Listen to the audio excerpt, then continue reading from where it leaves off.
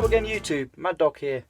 Quick little one for you, this one. Bit of fun really, this one.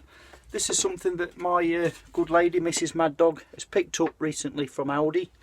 It was £4.99, so less than a fiver. It's marketed and advertised as a charcoal starter.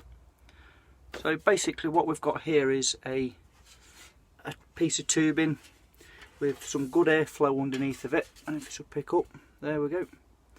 So, and obviously what you would normally do is get your lumps of charcoal in there, light it up, and that will obviously get hot and burn quickly because of the airflow coming underneath. And then obviously you can hold it with this handle. It's also got like a carry handle thing here on a loop. I'll pick up a swinging one, so that once your charcoal is well established, you can go ahead, grab the handle and the swing and pour that into your barbecue. Get your sausages and everything on the go. Happy days. I think that's the general idea according to the instructions. Which is still on, as you can see. I've not used this yet. So basically just get you a head start for your barbecue. But me being a bit of an oddball that I am, I thought, now that's got more potential for me. So what I've done, I've got me some scrap, wire mesh, and roughly cut it into a diameter that will fit comfortably inside said charcoal burner. So just drop that inside, like so. I mean, you can use, like the old disposable barbecues, the griddle off the top of one of those. Keep it, don't throw it away.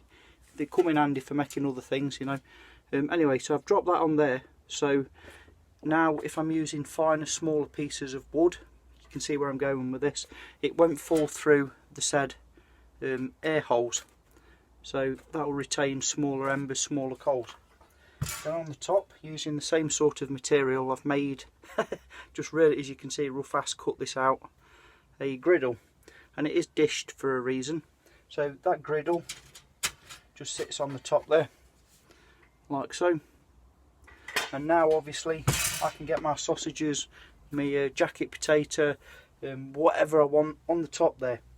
And the reason I've dished it is because if you're cooking sausages or something like that, they have a tendency obviously to roll off into the dirt or the grass, but dish it slightly and they'll always roll in, not away. So it's an obvious little tip.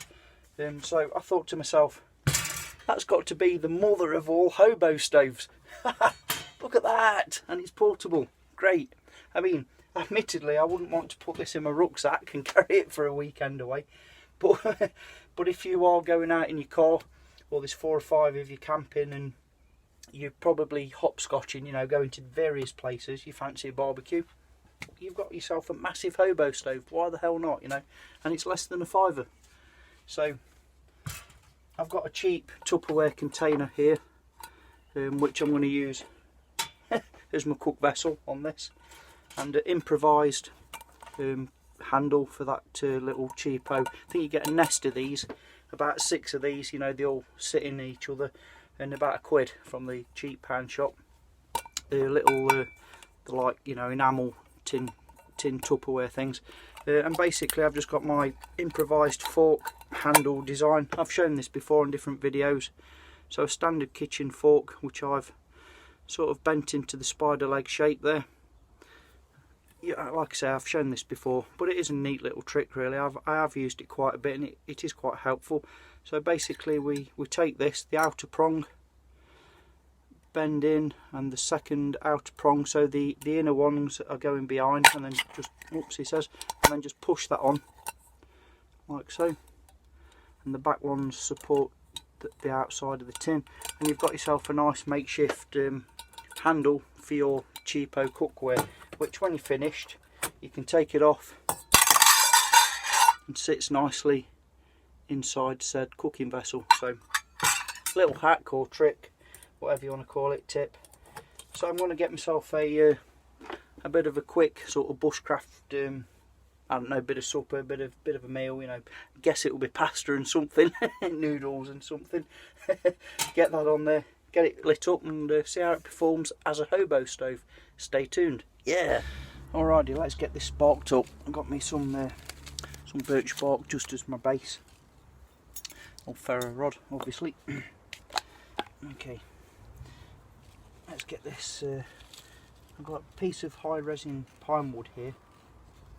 Not full fat wood, but it is, you know, very high in resin, so it should do the trick. Just making a nice little, like a baby feather stick. Nothing too flashy or fancy here. Cut that off, put it to one side. Let's go again. Move that out of the way a minute. Got some nice curly whirlers going.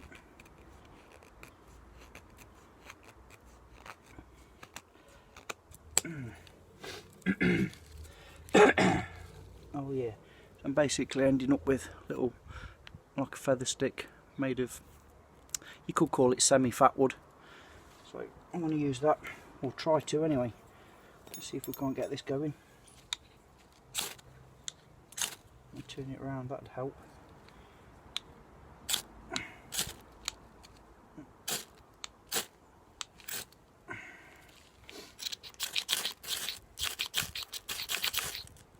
Okay.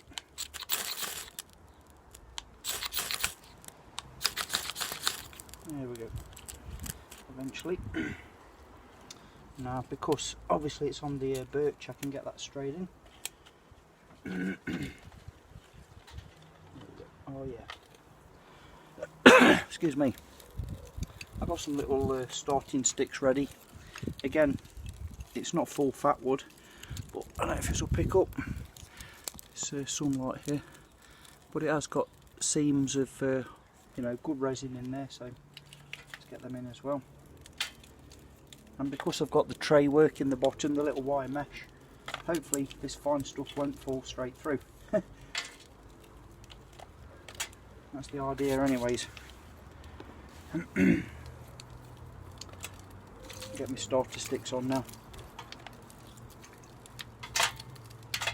Just throwing them in. Now, what I will say is, a modification that I will have to do sometime in the future is cut a window out. Obviously to feed fuel in from the side, because once that once the wire mesh goes on to cook on, I won't be able to add any more fuel. So where these holes are on the side, it goes all the way around.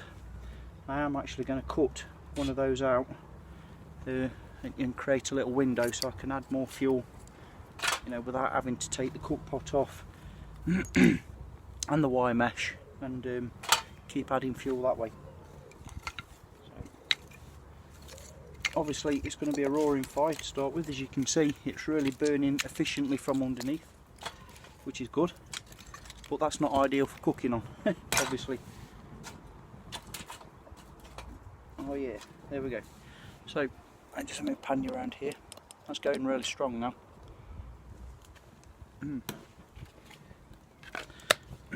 So when this is all died down, I'm going to cut back and get the griddle on and get me a little campfire snack going. Yeah.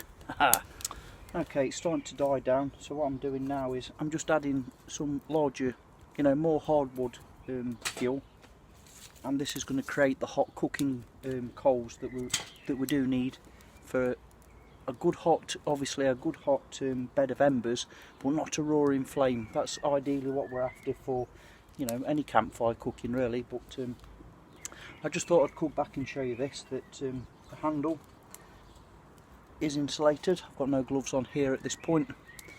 You can see the ash coming out the bottom there. I'm not getting warm at all with that, so absolutely brilliant for portability. Yeah, top marks for that. Would recommend you being careful though. I wouldn't recommend anybody walking about with this, obviously, because the flames will blow back at your face, obviously, unless you're walking backwards, in which case you're liable to trip over and off to A&E. So, you know, be responsible when you're using these things.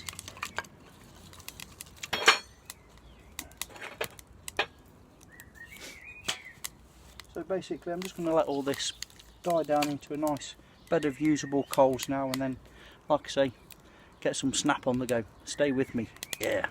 Okay, the fire's died down quite nicely now, so let's get the old leather gloves on here and let's get this snack on the go. Yeah, so the old griddle, let's get that on first. Careful not to burn yourself, like so. And then said pan of water shown earlier in the shed. Let's get that bad boy on and start with, I'm going to bring that to the boil, obviously. Take these off for a minute.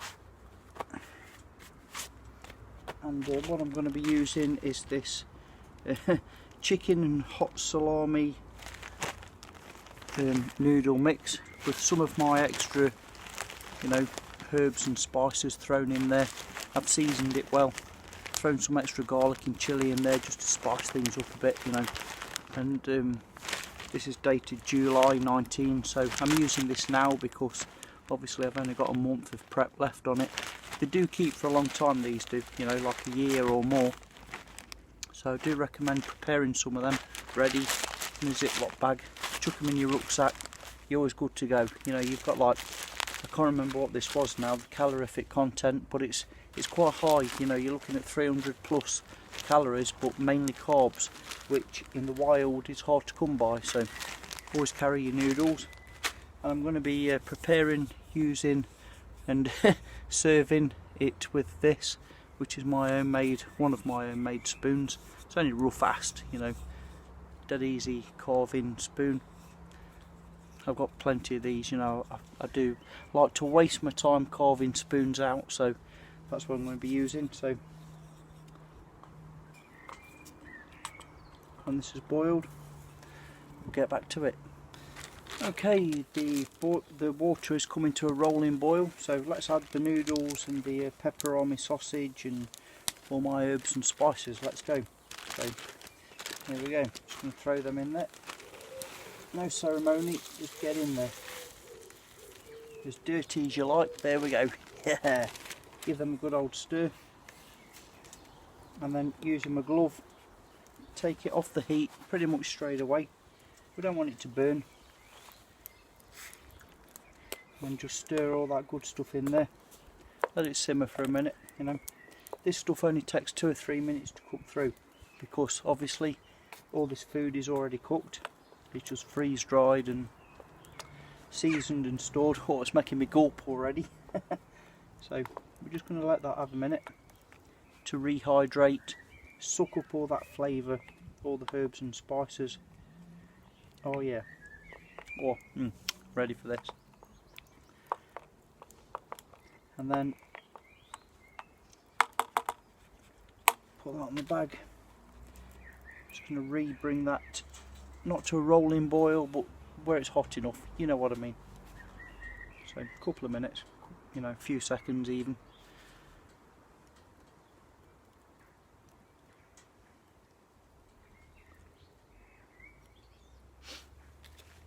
Give it a stir.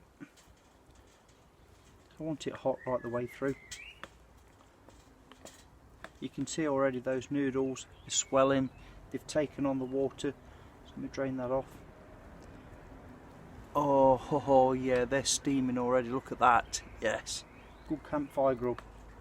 And with the addition of the pepperoni, you know, the salami sausage and the herbs and spices, oh, great combo, great morale booster that. So as you can see, the old fork hack handle is working a treat, and that's quite heavy now, you know. So I'm going to take that off the heat now, give it a couple of minutes to cool down, and then we'll get that done. Yeah. Okay, now for the taste testing. Here we go. So the noodles and the salami sausage, you know, the pepperoni, nicely cooked. Let's give it a go. Let's give it a shot here. Steaming hot, as you can see.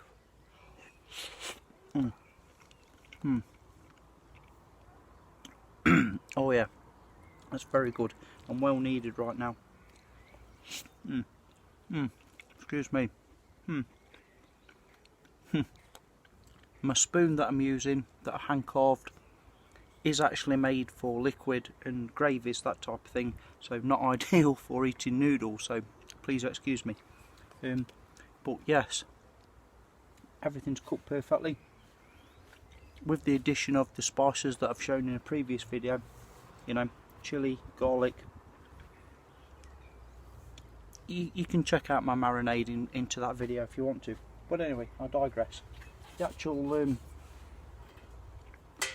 hobo stove itself, would I recommend it? Hell yeah. Less than a £5. I am going to future improve this by cutting out a square window into some of these air holes so that I can feed fuel in from the side with no problem, without having to lift off the said griddle, you know, to drop fuel in.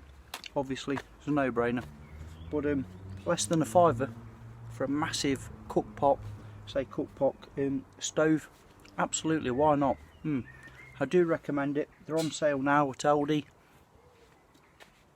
Go get yourself one, why not? Great for a camp trip, great to chuck in your car if you're going away for the week or weekend, even if you only use it once, you know. It's actually in some cases cheaper than a disposable barbecue, and this thing you can use over and over, so why not? Anyway, thank you all very much for watching. I'm going to tuck into the rest of my grub. Do excuse me. Haha. Take care. Mad Dog signing off. Yeah.